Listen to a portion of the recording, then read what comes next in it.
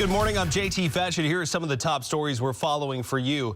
2 days after the horrific attack on 2 National Guard members who were on duty in Washington, one of them has died from their injuries. 20-year-old Sarah Beckstrom now being called a hero.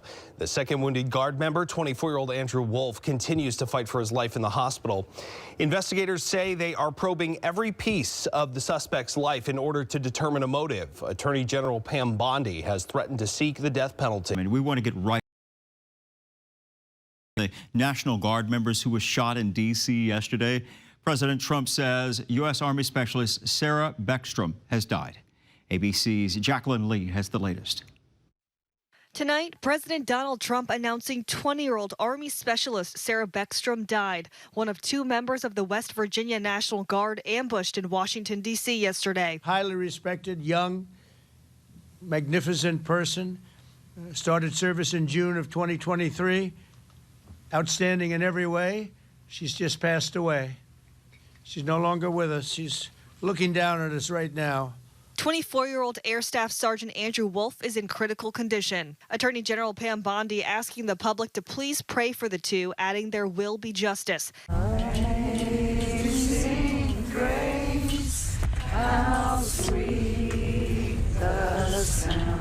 At a vigil in West Virginia, mourners gathering to pay their respects. Officials are saying this is the suspect who drove from his home in Washington state to Washington, D.C. and then opened fire on 2 National Guardsmen from West Virginia. The man identified as 29-year-old Ramanullah Lakanwal, an Afghan national who worked closely with U.S. Special Forces and the CIA during the war in Afghanistan. Officials say the suspect allegedly ambushed the 2 guardsmen outside a busy metro stop, armed with a .357 revolver. A spokesperson with the West Virginia National Guard says their orders had been set to expire November 30th, but they volunteered to stay on extended orders just days ago. It's sad. It is. It's like a part of your family. Your brothers and sisters. The investigation is intensifying on the suspect. According to sources, he was a highly trained and trusted member of an elite Afghan counterterrorism force called Zero Units. He came to the U.S. in 2021 under a Biden-era program evacuating Afghan refugees during the withdrawal of U.S. forces and was formally granted asylum in April under the Trump administration. Jacqueline Lee, ABC News, Los Angeles. Our team coverage on this shooting that rocked the nation's capital begins outside the hospital where 24-year-old Andrew Wolf remains in critical condition. 7 News reporter Liana Golden joins us live with an update. Liana? Hey, Jasmine. Yeah, we're here outside the MedStar Washington Hospital Center in Northwest D.C. Our crews have been here for the past 48 hours around the clock. At last check, Andrew Wolf, the National Guardsman from West Virginia, is still in critical condition. That is the very latest update that we have received from officials. We are all hoping and praying that he can pull through. In the meantime, the community and the country continues to mourn the death of Sarah Beckstrom. A stranger paying respects on the streets of D.C. to Sarah Beckstrom. This memorial now sits outside the Farragut West Metro stop where the 20-year-old soldier from West Virginia was shot on Wednesday in what authorities say was an ambush-style attack. I don't know if it's really hit me the hardest yet. Beckstrom's former boyfriend of 6 years says they grew up together, and he never thought he'd have to say this kind of goodbye. A little hard to grasp the whole concept that there ain't no more of her around. Of course, she'll always be around, as you know, but hard to grasp she won't be back in town. People want justice. People want accountability. West Virginia Governor Patrick Morrisey among the many calling for justice. On Friday, U.S. Attorney for D.C. Jeanine Pirro said charges against suspected shooter Ramanullah Lakanwal will now be upgraded to first-degree murder after Beckstrom's death. Pirro indicated they'd seek the death penalty. And the individual who did this will pay the ultimate price, according to the Attorney General Pam Bondi. As well, he should once and if a jury returns a verdict. Authorities say the suspect drove to the nation's capital from Washington state, where he lived with his wife and 5 kids at this apartment complex. All electronic devices there, including cell phones, laptops, and iPads, now under analysis. Lakanwal came to the U.S. from Afghanistan 4 years ago after working with the U.S. war effort, including the CIA. In the wake of the shooting, President Trump took to Truth Social, saying he will permanently pause migration from all third world countries.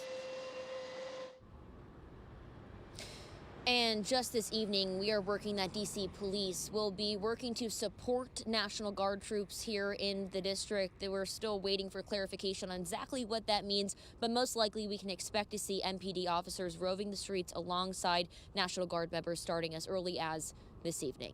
Reporting live in Northwest D.C., I'm Liana Golden. Back to you.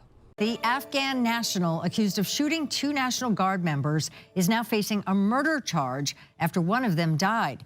Tonight, a retired West Virginia National Guard member is weighing in on that brutal attack.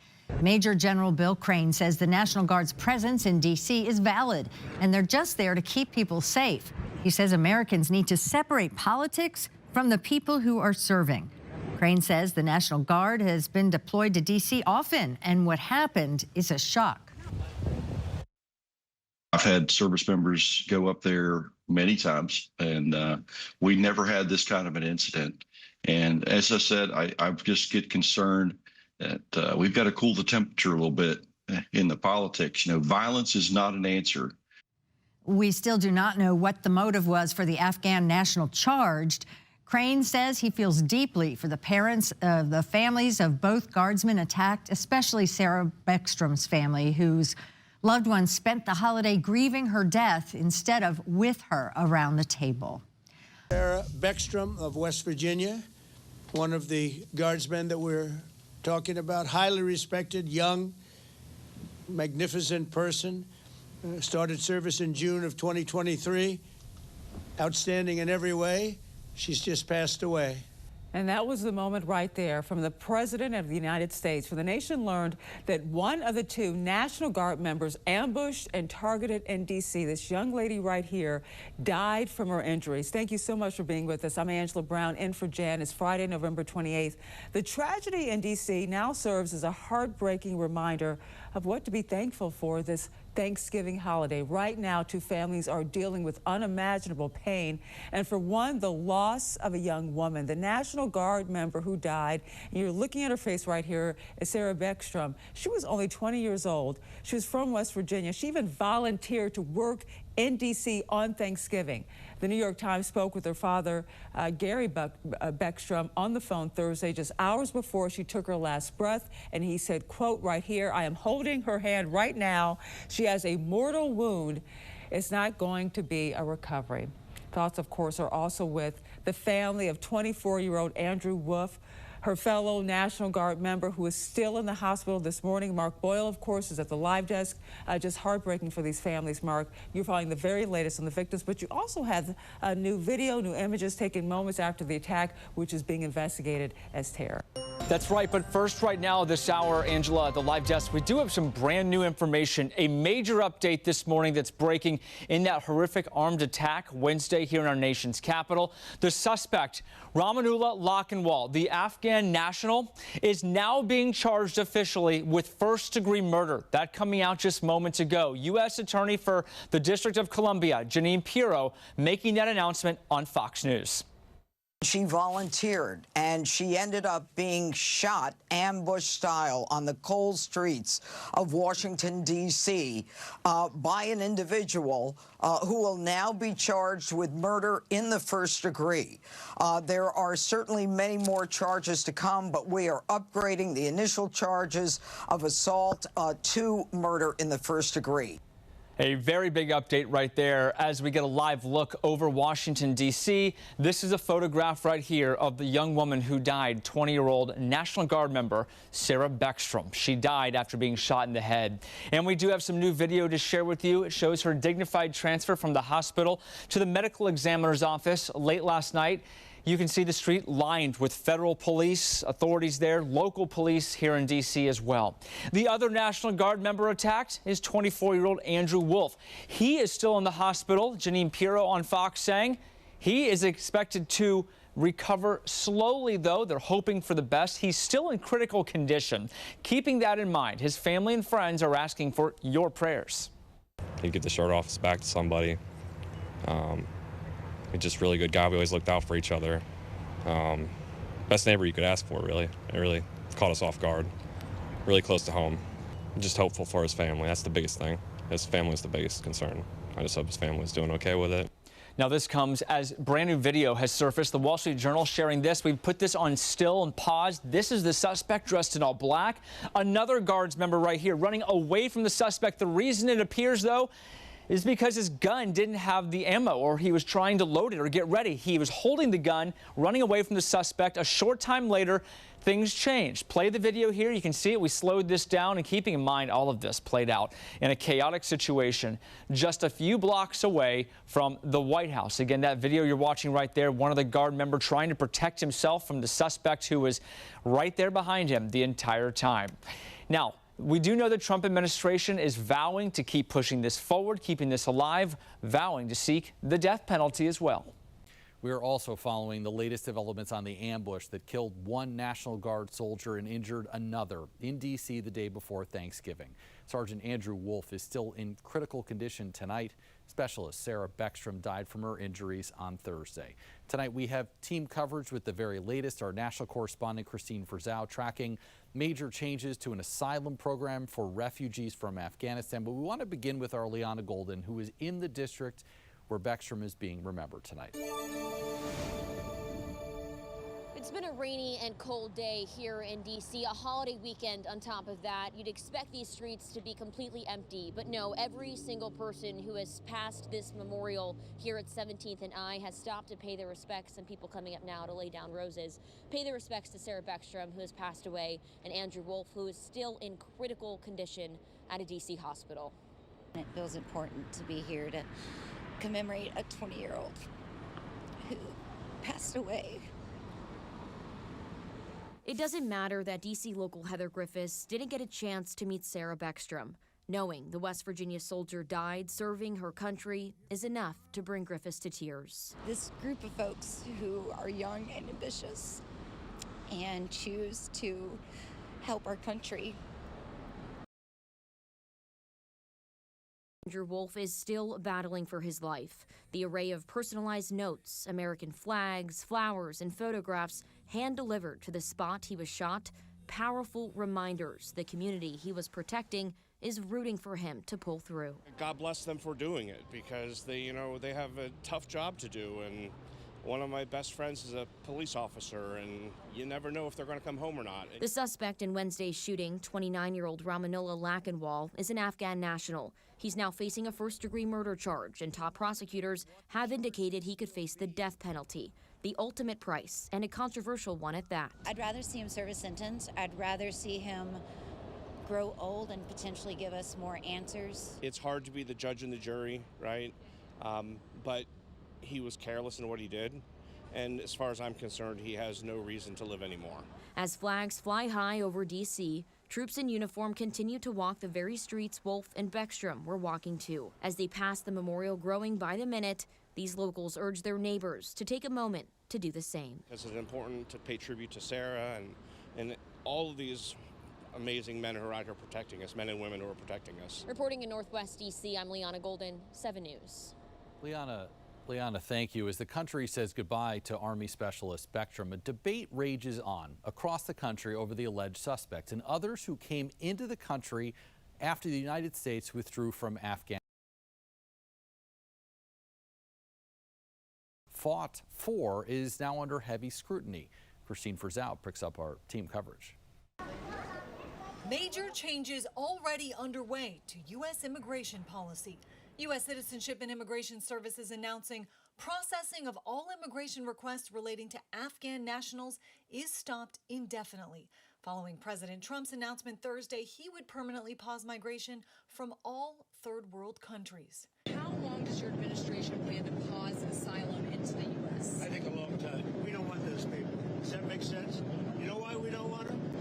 Because many of them are no good, and they shouldn't be in our country. Ramanullah Lakanwal said to be thoroughly vetted both while in Afghanistan working alongside the CIA and once inside this country. His asylum was approved in April of this year under the Trump administration. What vetting did the Trump administration do before giving this suspect asylum? The vetting process, Kristen, happens when the person comes into the country, and Joe Biden completely did not vet any of these individuals, did not vet this individual. Senator Chuck Grassley has been sounding alarm bells about a lack of vetting of Afghan refugees for months. Of the more than 100,000 Afghan refugees as of August 2022, 1.6% had links to terrorism. Thousands more have been cited as posing national security concerns. The Department of Homeland Security now says another suspect, also brought in under Operation Allies Welcome, was arrested on Tuesday in Texas, accused of making a bomb threat, as critics blame the White House cuts to mental health services for refugees and not a lack of vetting. This is unconscionable that the United States government would take the actions of one crazy person and ascribe them to an entire community. I think what he's saying is he doesn't want brown people in our country, and that is disturbing and it's un-American. With lawmakers headed back to town this week, we expect this to be a major point of discussion on Capitol Hill. I'm Christine Frizzau reporting. Christine, thank you. After the break, we have a News Desk is America's News Now. I have spoken to both families. Well, I mean, I can give you an update. They're devastated. Does that make sense to you? Of course. They're devastated. One is no longer with us, and Andrew is fighting for his life.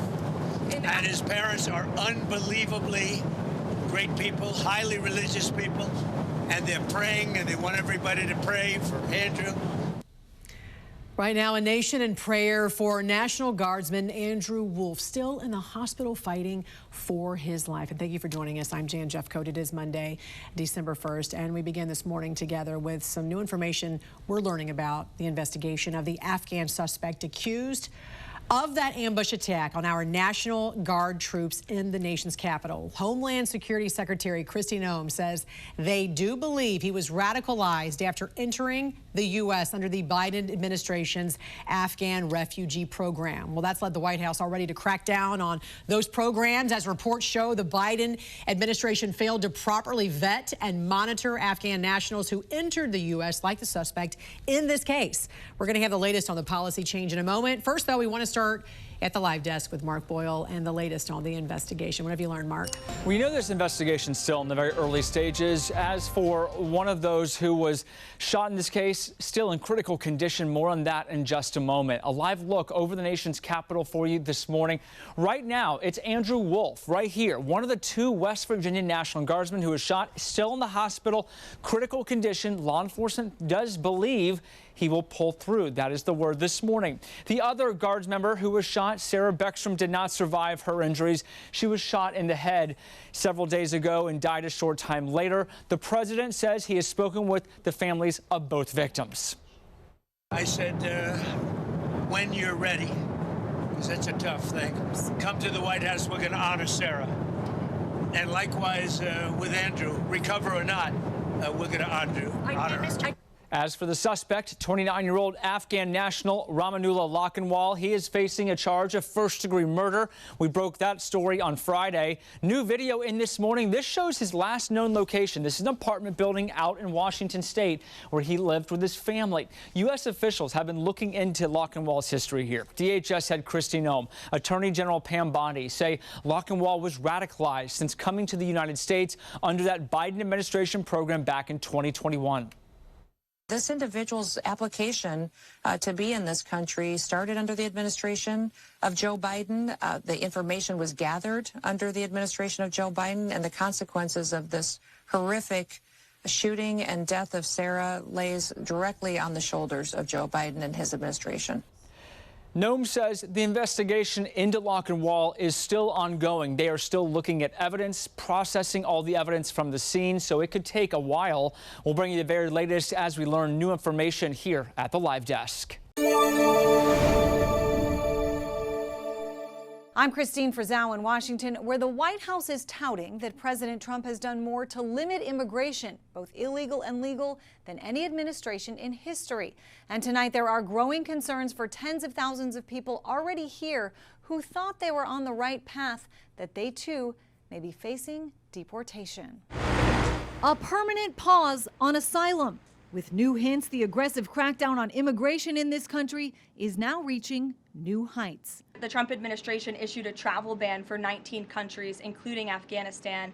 Special immigrant visas, which is a legal pathway to get here, which we know many Afghans have utilized to come into the country, have now been paused since the tragic shooting last week. Following the shooting of 2 National Guard members in Washington, allegedly by an Afghan national, U.S. Citizenship and Immigration Services Director Joe Edlow announced he's directed a rigorous re-examination of every green card for those coming from every country of concern. President Donald Trump has singled out 19 he believes pose a threat to national security, or at the very least aren't set up to share good information on their residents. These third world nations, they don't have systems like we do. And we're going to count on the people that run Afghanistan, the Taliban, to provide us any information who the bad guys were or who the good guys are? Certainly not. While the suspect in last week's shooting came into the country through a program called Operation Allies Welcome, meant to help those who helped the U.S. in Afghanistan, and was vetted, some experts question how fully he